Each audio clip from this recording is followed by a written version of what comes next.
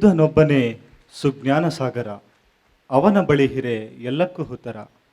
ಬನ್ನಿರಿ ಹೋಗೋಣ ಅವನ ಹತ್ತಿರ, ನಾವು ಕೂಡ ಬೆಳೆಯೋಣ ಅವನ ಹೆತರ. ಇಂದಿನ ಆಧುನಿಕ ಸಮಾಜಕ್ಕೆ ಯುದ್ಧ ಬೇಡ, ಬುದ್ಧ ಬೇಕಿದೆ. ವಿಶ್ವಶಾಂತಿಗಾಗಿ ನಾವೆಲ್ಲರೂ ಧಮ್ಮದೆಡೆಗೆ ಬಾಬಾ ಸಾಹೇಬ್ ಅಂಬೇಡ್ಕರ್ ಕಂಡಂಥ ಬುದ್ಧರ ಅರಮನೆಗೆ ನಾವು ಸಾಗಬೇಕಿದೆ. ಕರುಣೆ, ಪ್ರೀತಿ, ಮಮತೆಯನ್ನು ನಮ್ಮ ಬದುಕಿನ ಭಾಗವಾಗಿಸಿಕೊಂಡು ಪ್ರಬುದ್ಧ ಭಾರತ ನಿರ್ಮಾಣ ಮಾಡಲು ನಾವೆಲ್ಲರೂ ಸನ್ನದ್ಧರಾಗಬೇಕು ಅನ್ನುವ ತಾತ್ವಿಕ ಮಾತುಗಳನ್ನು ಆಡಿರ್ತಕ್ಕಂಥ, ಸೌರಾಷ್ಟ್ರಗಳಲ್ಲಿ ಬುದ್ಧ ಧಮ್ಮವನ್ನು ಪ್ರಚುರಪಡಿಸ್ತಾ ಇರ್ತಕ್ಕಂಥ ಮಹಾಬೋಧಿ ಸೊಸೈಟಿಯ ಪೂಜ್ಯ ಆನಂದ ಬಂಧೀಜಿಯವರಿಗೆ ಭೀಮಾ ಧನ್ಯವಾದಗಳನ್ನು ಸಮರ್ಪಣೆ ಮಾಡ್ತಾ ಇದ್ದೀನಿ. Here is an announcement.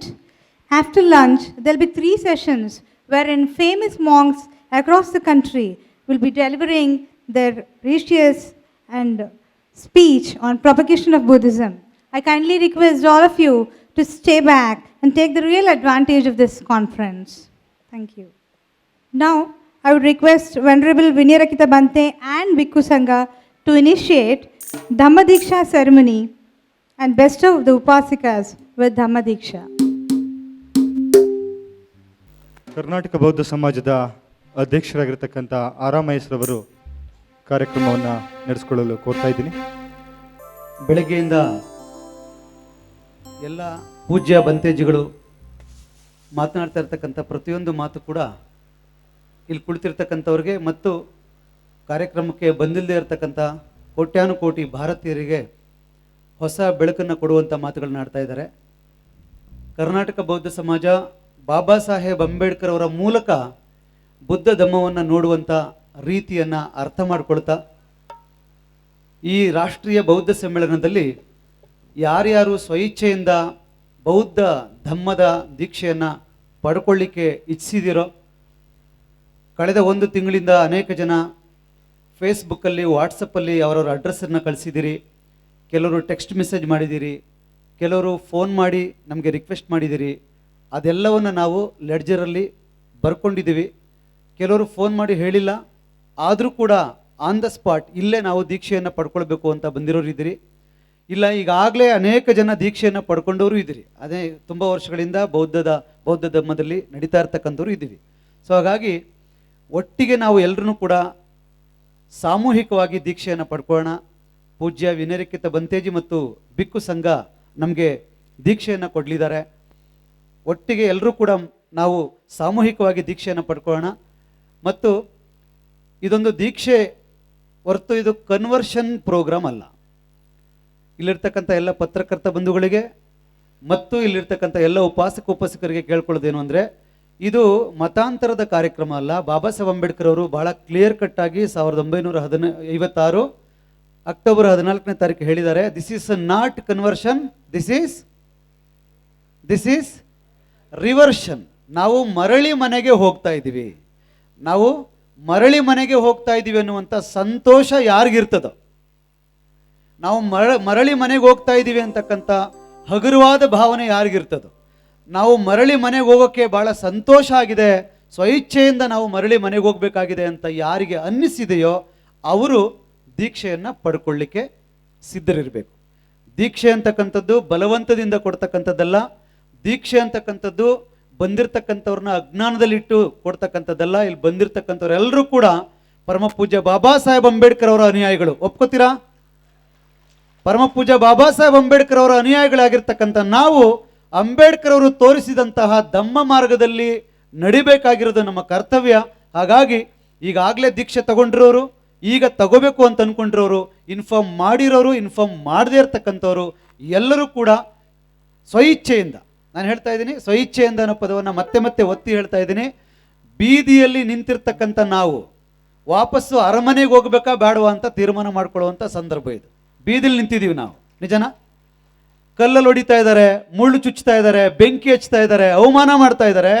ಈ ಬೀದಿಲಿ ನಿಂತಿರ್ತಕ್ಕಂಥ ನಮಗೆ ನಾವೇ ಕಟ್ಟಿರ್ತಕ್ಕಂಥ ನಮ್ಮ ಸ್ವಂತ ಅರಮನೆಯನ್ನು ಬಾಬಾ ಸಾಹೇಬ್ ಅಂಬೇಡ್ಕರ್ ತೋರಿಸಿದ್ದಾರೆ. ಯಾರು ಕಲ್ಲಲ್ಲಿ ಏಟು ತಿನ್ನಬಾರ್ದು, ಚುಚ್ಚಿಸ್ಕೋಬಾರ್ದು ಅಂತ ಅಂದ್ಕೊಂಡಿರ್ತಕ್ಕಂಥವ್ರು. ನಮಗೂ ಒಂದು ಘನತೆಯ ಜೀವನ ಇದೆ. ನಾವು ಅಂತಾರಾಷ್ಟ್ರೀಯ ಮಟ್ಟದಲ್ಲಿ ಇರ್ತಕ್ಕಂಥ ಧಮ್ಮದ ಪಾಲುದಾರರು ಅಂತಕ್ಕಂಥ ಹೆಮ್ಮೆ ಯಾರಿಗಿರ್ತದೋ ಅಂಥವರು ಮನಸ್ಪೂರ್ವಕವಾಗಿ ಈ ದೀಕ್ಷೆಯನ್ನು ಪಡ್ಕೊಳ್ಬೋದು. ಒಬ್ಬರು ಬರ್ತಾ ಹೇಳಿದ್ರು, ಸರ್ ನಾವು ವೀರಶೈವರಿದ್ದೀವಿ, ಲಿಂಗಾಯತರಿದ್ದೀವಿ, ನಾವು ದೀಕ್ಷೆ ಪಡ್ಕೊಳ್ಳೋಕ್ಕೆ ಬಂದಿದ್ದೀವಿ ಅಂತ. ಯಾರು ಸರ್? ಎದ್ದು ನಿಂತ್ಕೊಳ್ಳಿ ಸರ್, ಅವರು ಅಲ್ಲಿ ನೋಡಿ. ಸೊ ಇಲ್ಲಿ ದೀಕ್ಷೆ ತೆಗೆದುಕೊಳ್ತಾ ಇರ್ತಕ್ಕಂಥವ್ರು SC-ಗಳಲ್ಲ, SC ST OBC ಬ್ರಾಹ್ಮಣರು ಕೂಡ ಈ ಕಾರ್ಯಕ್ರಮದಲ್ಲಿ ದೀಕ್ಷೆಯನ್ನು ಪಡ್ಕೊಳ್ತಾ ಇದ್ದಾರೆ. ಹಾಗಾಗಿ ಇದೊಂದು ದೀಕ್ಷಾ ಕಾರ್ಯಕ್ರಮ. ನಾವು ಮರಳಿ ಮನೆಗೆ ವಾಪಸ್ ಹೋಗ್ತಾ ಇದ್ದೀವಿ.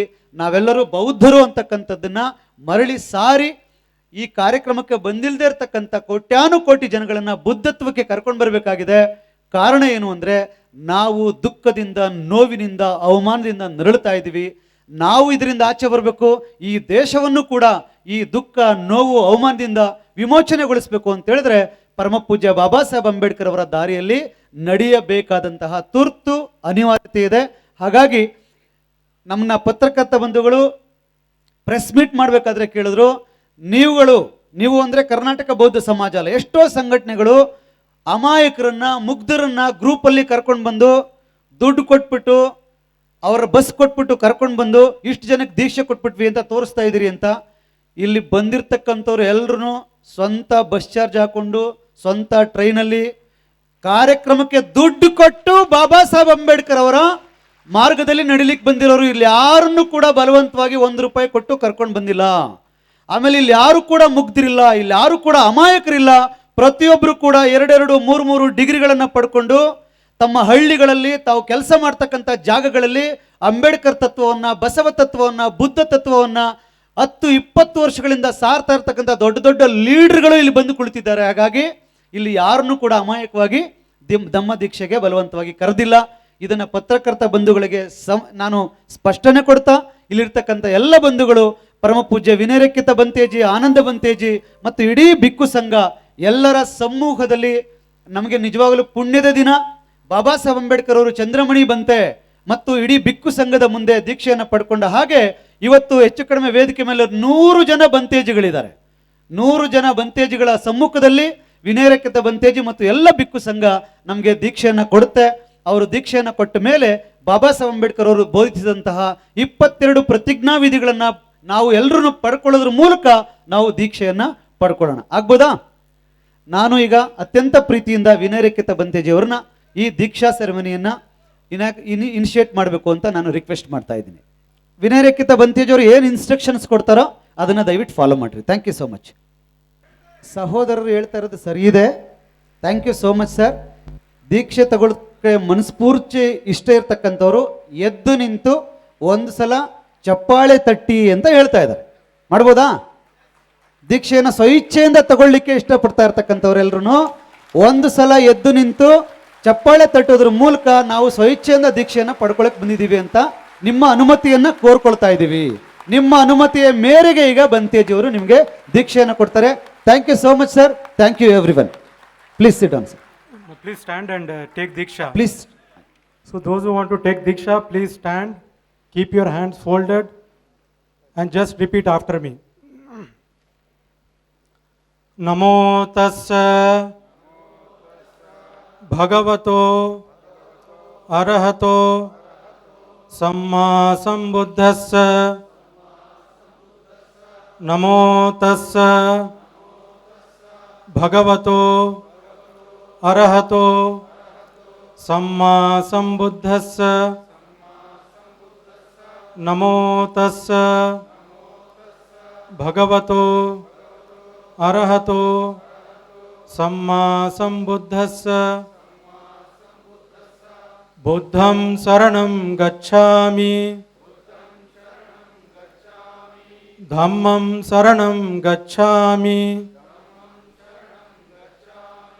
ಸಂಘಂ ಶರಣಂ ಗಚ್ಛಾಮಿ, ದ್ವಿತೀಯಂಪಿ ಬುದ್ಧಂ ಶರಣಂ ಗಚ್ಛಾಮಿ,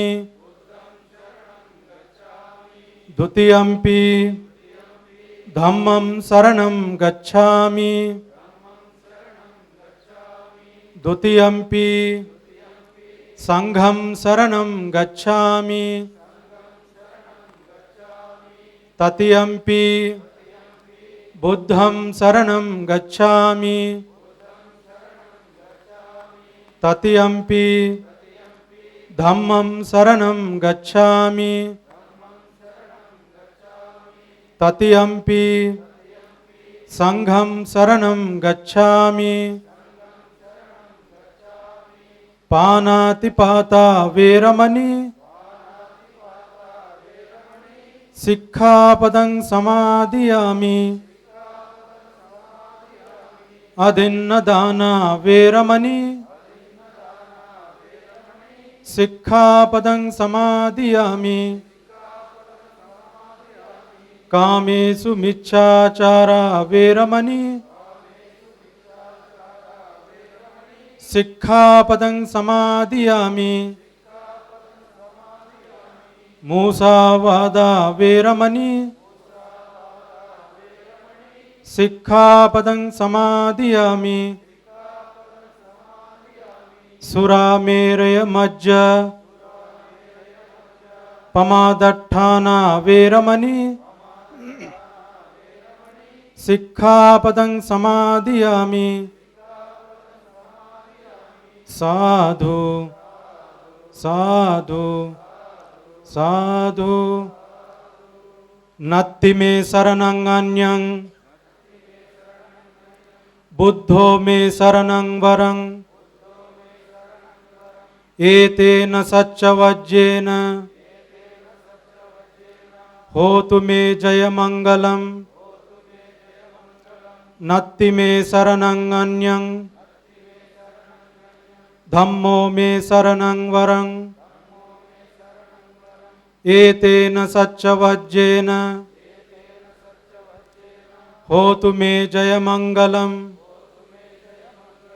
नत्ति मे शरणं अन्यं संघो मे शरणं वरं एतेन सच्चवज्जेन होतु मे जयमङ्गलं होतु मे जयमङ्गलं होतु मे जयमङ्गलं. Now 22 oaths will be given.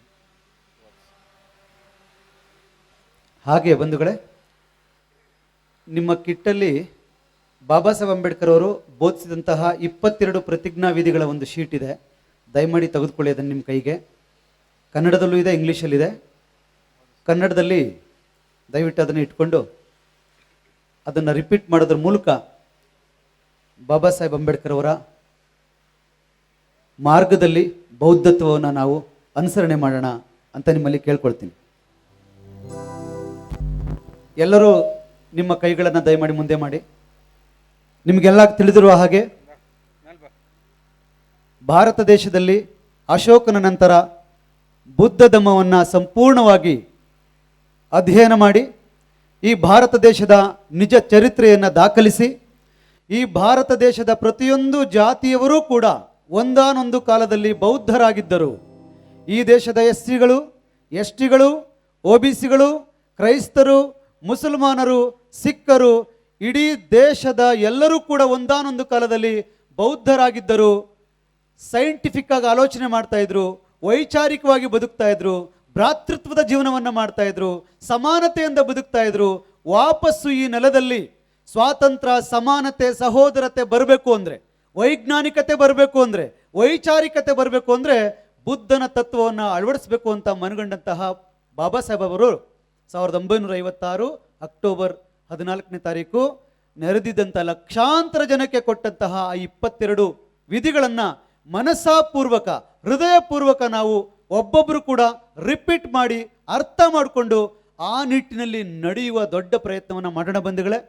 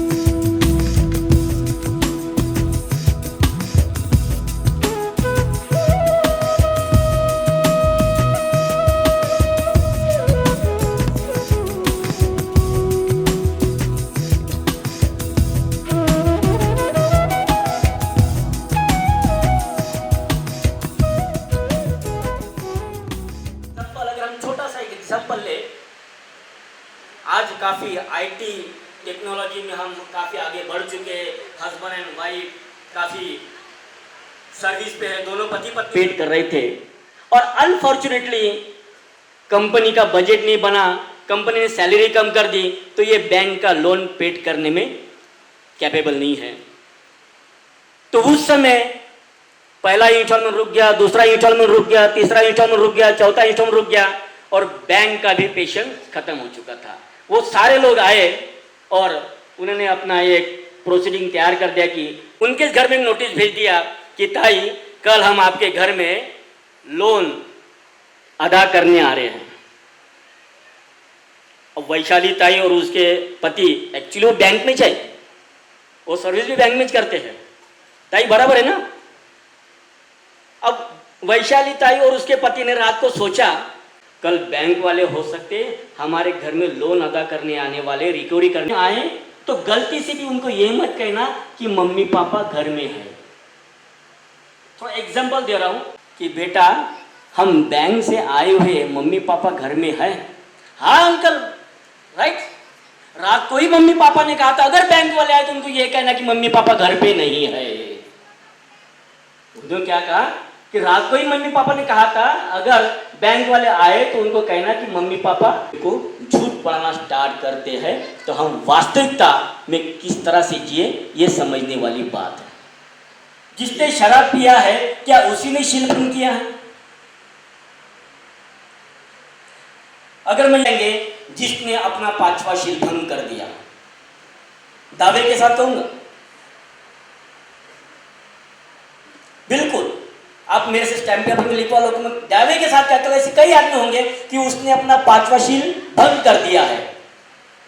बाबा साहब की विचारधारा अगर अपने भीतर में डाल लोगे तो मुझे ऐसी लगता है कि भारत के अंदर में जिसे हम ये कहते हैं कि हम मूल निवासी है, यही मूल निवासी कल भारत के लाल किले के ऊपर में बैठकर भारत का शासन करेंगे। लेकिन वो सिद्धांतवादी होना चाहिए। सिद्धांतवादी बनो, बाबा साहब के समान बनो, आदर्शवादी बनो, उस माता रमाई के समान बनो। क्या कोई रमाई यहाँ पे है? वो ये कहे कि साहब आप उधर में विदेश में पढ़ो, मेरे परिवार की, अपने परिवार की चिंता मत करना, मैं अपना परिवार आपने बताए हुए सिद्धांत से, आपके बताए हुए सुई धागे से आपका फटा हुआ संसार सिला के आपको समाज के अंदर में पूरी इज्जत के साथ में रखूंगी। क्या आज की वो रमाई हमें दिखती है? आज की रमाई तो ये कहती है दिवाली का बोनस नहीं आया, आपको आपके माध्यम से मुझे 2000 की साड़ी लेना था, यहाँ पे गले में नेकलेस लेना था, मगर कोई रमाई ये नहीं कहती सर यहाँ पे मेरे ख्याल से, सर आपका नाम भूल गया, आपका भी नाम ले लूँ, हमारे इंस्पेक्टर सर हैं सर, हाँ क्या सर आपके पति ने आपको कहा कि जाइए उन चोर लुच्चों को पकड़ के लाइए जो हमारे भारत का सिस्टम खराब कर रहे हैं, संविधान को बर्बाद कर रहे हैं। क्या कभी जिस दिन ऐसी पत्नी ने अपने पति को कहेगी उस दिन हम सही में अम्बेडकरवादी रहेंगे, उस दिन हम सही में फुले, बुद्ध और अम्बेडकर सिद्धांत के अनुयायी बनेंगे। मगर ये आवाज़ भी पत्नी के माध्यम से पुश करने के लिए पति तक पहुँचे।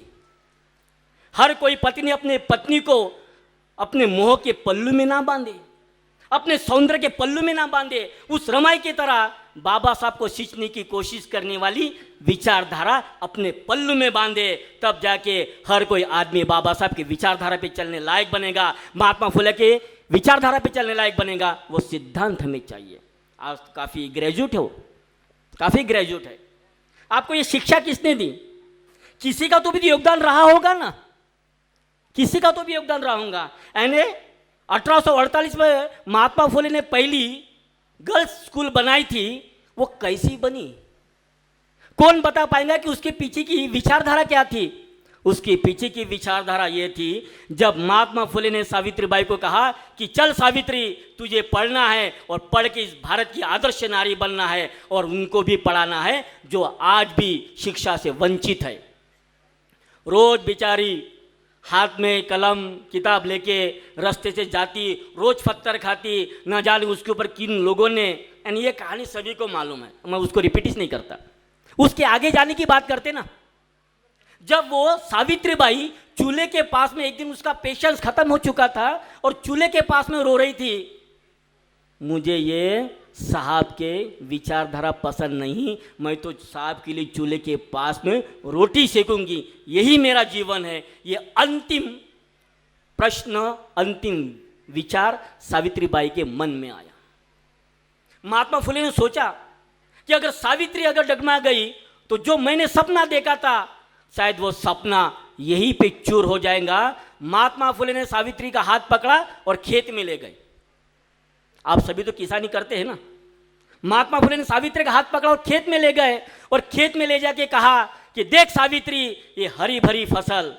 वो भोली भाली सावित्री क्या जाने, वो कह रही कि साहब इस फसल देख के मैं क्या करूं, ये फसल से आप मुझे क्या बताने की कोशिश कर रहे हैं। सावित्री, इस फसल की गहराई को समझने की कोशिश कर। सावित्री, ये जो फसल आई हुई है, ये सोने से हरी भरी फसल आई हुई है, ये ऐसी ही नहीं आई हुई है। मैं तुझे ये कहता हूं कि ये फसल तब आई जब किसी बीज ने अपना बलिदान इस माटी के अंदर में दे दिया, तब जाके ये सोने से हरी भरी फसल आज तू देख रही है।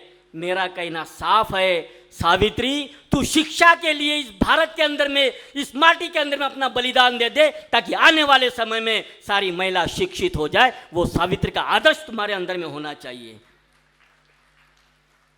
कौन लाएगा ये आदर्श? कौन अपने चूल्हे को बुझाएगा और वो सारे ताने बाने सहन करते हुए शिक्षा को ग्रहण करेंगी और ग्रहण करने के बाद में अहंकार से नहीं रहेगी। अहंकार को त्याग कर समाज के अंदर में शिक्षा की विचारधारा, शिक्षा के दरवाजे खोलने वाली सावित्री आज हमें चाहिए। लेकिन काफी महिलाएं आगे आती है, लेकिन वो सावित्री को समझ नहीं पाती। बस 2 मिनट में सर खत्म कर देता हूं। मैं 2 मिनट ही बोलने आया था, लेकिन क्या करें, भंते जी ने कहा था कि एक्सप्रेस मेल है, शायद मेरी राजधानी ना हो, इसलिए मैं समाप्त कर दूंगा। कहने की बात है, लेकिन मैं यही कहूंगा कि भाषणों से, मंच पे बड़ी बड़ी बातें करने से काम बनने वाला नहीं है। बाबा साहब के समान, महात्मा फुले के समान हमें प्रैक्टिकल स्वरूप पे, हमें रास्ते पे उतर कर ही बाबा साहब की विचारधारा हम जिंदा रख सकते हैं। मंच के माध्यम से बाबा साहब की विचारधारा जिंदा हम कदापि नहीं रख सकते। जो मंच पे बोलता है, स्वयं मैं एक छोटा सा एग्जाम्पल दे दूं, खत्म कर दूं सर, ओनली 1 एग्जाम्पल। ये एग्जाम्पल मैं अपने भंते जी से सुनता था। भंते जी कहते थे कि धम्मनाग, आपने कभी ट्रेन देखी है, आपने कभी बस देखी है? बोला हाँ भंते जी, मैंने बस भी देखा हूँ, ट्रेन भी देखा हूँ। आपने कभी बस में सवारी की है? बोला हाँ भंते जी, बस में भी सवारी की, ट्रेन में भी सवारी की। आपने भी यात्रा ट्रेन में की होंगी। सिर्फ प्लेन की बात छोड़ देता, प्लेन में एयर होस्टेस होती है, हमें उस पर नहीं जाना, इतना हाई लेवल पे नहीं जाना है। सिर्फ बस और ट्रेन की बात करता हूँ। जब हम ट्रेन में या बस में सफ़र करते हैं तो काफ़ी भीड़ इकट्ठा हो जाती है और उस भीड़ के अंदर में एक आदमी हाथ में झोली लेके आता है और झोली लेके आता है और ऐसे बजाता है, प्लीज़ सुनिए, मेरे तरफ सुनिए, मैं 60 साल पुरानी कंपनी की तरफ से आया हूँ, मेरे पास में ज़बरदस्त प्रोडक्ट है, यानी बूढ़े को भी जवान बना दिया, ऐसी गोली का आविष्कार हमारे कंपनी ने किया है। लोग बड़े गौर से सुनते हैं, अरे बूढ़े को भी जवान बना दिया, ऐसी गोली का आविष्कार हुआ है, चाहे ये कंपनी 60 साल पुरानी है, क्यों ना इस कंपनी का प्रोडक्ट लिया जाए। बड़े गौर से सुनते हैं और फिर सोचते लूँ कि नहीं लूँ, मन में शंका होती है, संकोचित मन होता है, लिया जाए कि नहीं लिया जाए, लिया जाए कि नहीं लिया जाए। अगर ले लूँगा तो कहीं गलत हो गया तो, सही हुआ तो अच्छा हो जाएगा, गलत हो गया तो। ऐसी मंशा के अंदर में बड़े धीरे से पॉकेट निकलता है और वो जो भी 2 रुपये 4 रुपये का वो प्रोडक्ट खरीद लेता है, वो दवा खरीद लेता है। और वो जो बेचने वाला होता है 60 साल का लालच देके, बूढ़े को जवान करने का लालच देके वो अपनी चीज़ बेच के चला जाता है। बस इतना ही मुझे कहना था। मंच पे जितने भी बुद्धिजीवी लोग हैं वो इसी तरह की ताली बजाते हैं, और मैं इस कंपनी से आया हूँ और ये डॉक्टर बाबा साहब आम्बेडकर का प्रोडक्ट है, इसको ले लो, आपकी दिशा ही बदल जाएंगी। हम 2 रुपये का वो मंच पे 10 मिनट का चॉकलेट लेते हैं और दिशा बदलने के लिए निकलते हैं। 10 मिनट के स्पीच के चॉकलेट से किसी की दिशा नहीं बदलती है। जब तक आप स्वयं उस दिशा को बदलने के लिए तैयार नहीं होते, तब तक कोई भी प्रोडक्ट आपकी ज़िंदगी और दिशा नहीं बदल सकता है। और डॉक्टर बाबा साहब आम्बेडकर से best, one of the best product दुनिया में नहीं है। अगर ये प्रोडक्ट अगर हम खाते हैं तो शायद हमारा जीवन का कल्याण हो जाएगा, हमारा जीवन मंगल में हो जाएगा। क्योंकि 2 ही महापुरुष धरती पर है। भंते जी ने कहा था कि तथागत भगवान बुद्ध यही जगत गुरु है, यही विश्व गुरु है। बिल्कुल, बाकी कोई जगत गुरु नहीं है, बाकी कोई विश्व गुरु नहीं है। अगर जगत गुरु है तो सबसे पहले तथागत भगवान बुद्ध और दूसरे डॉक्टर बाबा साहब आम्बेडकर, यही 2 जगत गुरु है। तीसरा जगत गुरु कुछ धरती पे पैदा हो नहीं सकता। और लाख कोशिश मनुवादी लोग करे, हर पत्थर को पीला कर दे, लेकिन वो उसे कभी जगत गुरु पैदा नहीं कर सकते। जगत गुरु पैदा करने के लिए उसे महामाया के कोख से पैदा होना पड़ेगा, या फिर रामजी सकपाल के परिवार में पैदा होना पड़ेगा। और जब तक उस परिवार में पैदा नहीं होते, कोई जगत गुरु पैदा नहीं होता। 2 ही हमारे जगत गुरु है, 2 ही हमारा विचारधारा है जो हमें परिवर्तित कर दे और हमें हौसला दे कि हाँ यही सच्चाई है। और इस सच्चाई के रास्ते पे चलने के लिए थोड़ी तकलीफ होगी, बस वो तकलीफ को हमें झेलना है, वो पेशेंस हमारे पास में रखना है। यानी टॉलरेंस बना के रखो, इनटॉलरेंस को समाप्त कर दो।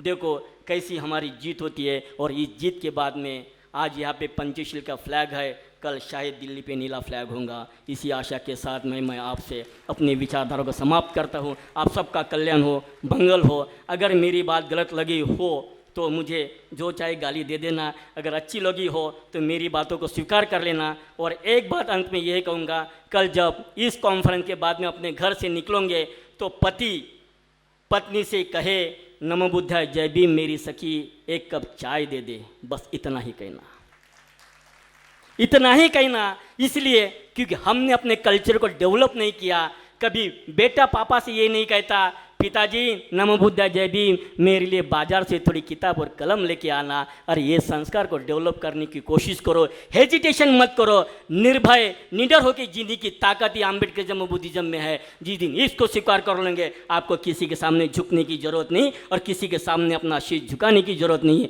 क्योंकि आपको डॉक्टर बाबा साहब आम्बेडकर ने इस देश के अंदर में ब्राह्मणों का बाप बना दिया। गलती से उनके बेटे बनने की कोशिश मत करना, क्योंकि बुद्धिज्म इन सब की विचारधाराओं का बाप है। और इसलिए हम डॉक्टर बाबा साहब आम्बेडकर के सिद्धांतों के माध्यम से चलने की कोशिश करेंगे। आप सबका कल्याण हो, मंगल हो। साधु साधु साधु।